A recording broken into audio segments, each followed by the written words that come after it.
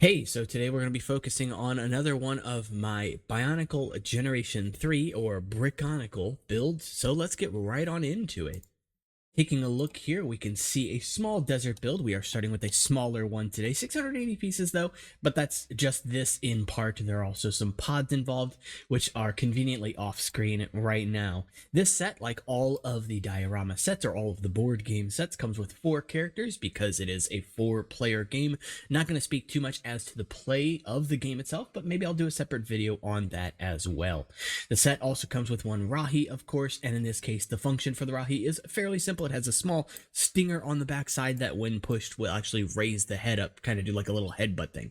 Nothing terribly fancy, but I do like it. And the set itself comes with 6 masks total, including a blue Pokari, the tan Komau brown or reddish brown, Kakama reddish brown Miru, and medium brown Rao for no particular reason. On top of that, we'll also see that there is a gold Kakama on the inside of the mask, or on the inside of the build, because the goal of these games, of each of these dioramas, is to collect the gold mask and return to the start. If you saw my last video, you'll also know that each set includes a small brick animal of some kind as well. In this case, a small scorpion in dark blue. That is a piece that exists in Lego, so it's not a recolor. And in terms of the functions in this set, there are 2, where you can actually turn the arm on this cactus here to follow an event to knock the player back down into the cavern area of the set here. And there's also a trap door as well that can be activated through this gear. You'll see that I have sprinkled some gears throughout this set to sort of mimic different types of cactus and stuff. And honestly, I really love that idea, using the 12-tooth gear in green for a gear or for a cactus. It's not new to me. There are a lot of bootlegs that have done very similar things to this as well, but it really works. It has a nice kind of barrel cactus kind of shape to it, if nothing else. So the goal of this set is to start off near the cavern area, get up here to the top, cross over the bridge down to the other side where you can eventually get to the key and bring it back to the gold mask to get through to it. With all of that being said, though, kind of interesting thing here is that all of these sets can actually connect together via this double pin system, which was also featured in the last video itself. And in this case here, this set is actually designed to go into the cave set specifically, the copper cave set, which is why I started with that one. That said, of course, you could combine any sets together. It does not matter.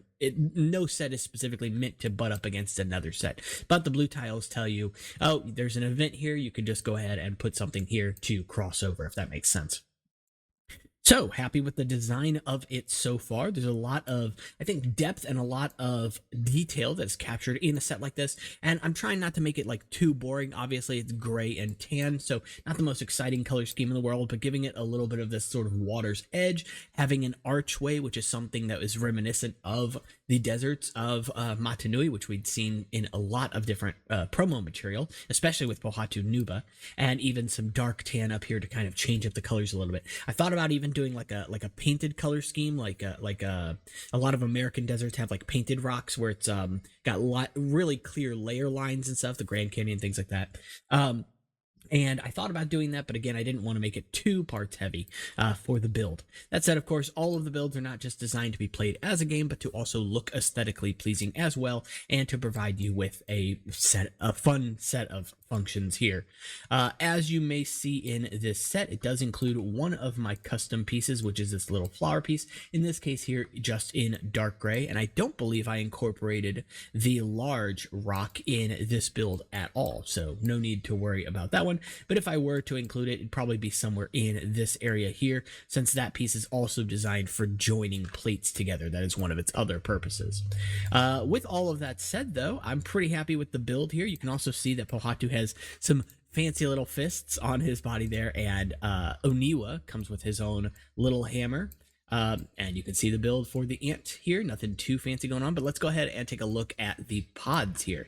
The pods, there are 2 of them. One is actually a game this time around. So it is a small like catapult game, and you can move the, catapults, I guess, to different sides here. And I don't know if I mentioned this in the last video, but the pods themselves can actually connect to the main game as well and be used in game. So there is a start event here, and again, you can try and essentially score in this bucket piece here with just one of these little pink grommets. I don't know what they're called, little one long bushings, one long lift arms. But yeah, and the set comes with a handful of extras as well in case you lose one, of course. And the set in this case includes Huki, the silver mask, because all of the system pods contain a silver mask, and then the pickaxe itself. In the next Rahi pod, we actually have Hafu this time around with his sculpting tools, and in this case we actually have two Rahi, mostly because these are on the smaller side, but they are small running lizards. This is actually a Rahi that I've already designed in the past, so why fix what isn't broken? If any Rahi was going to come out today, I think this could be one of them. It's very few pieces here, 28 pieces give or take, with this leg here included. It has a rolling function, so the legs actually like move when it rolls, and it's infinitely customizable, and all of the parts in it still exist and are still in use by LEGO today. So yeah, if LEGO was going to bring Bionicle back and was going to feature Rahi, this is by far one of the strongest models I think you could feature as sort of like a polybag or a small little assembly. Even as a polybag, we've got Technic models that have had more pieces have been larger than this as polybags. So yeah, with all of that said, Huki comes with his dark orange Kakama, and of course Hafu comes with the black Ruru. And if you guys may have noticed, the masks that I include in the set are not just random masks, they're not by chance, but I actually include very specific masks with homages, with nods back to Bionicle's first run in 2000. So the blue Picari here is reminiscent of the blue Picari in the Terracotta sets, and I have a separate file with all of the masks collectively together. Of course, the medium brown Rao is an homage to Akmu. Very easily could have been a black mask as well, but I was paying more homage to his 2004 appearance as a Matoran set. And of course, you know, I wanted to make him look different from the others, right? But yeah, so that is pretty much it for this entire build here. I really like it. I think that this is a strong one. Just in terms of presentation, it's fairly small, like I said, so it's very easy to move around and to get from place to place, which I like. I didn't want all of my sets to be absolutely enormous because, well, let's be honest, if you've ever tried moving giant sets, it can be quite difficult. And, you know, again, if this was a viable product that people can buy, I can't make all of the sets expensive because not everybody can afford an expensive line of sets, let alone 6, right? So having some of the sets be smaller in size while some are larger, I think leans more heavily into it being an approachable series, if that makes sense. It's still, at the end of the day, an homage to Bionicle. It is still something designed to, you know, harken back to 2001 and to the early days of Bionicle as well. So I don't think in and of itself it is designed specifically for its presentation purposes.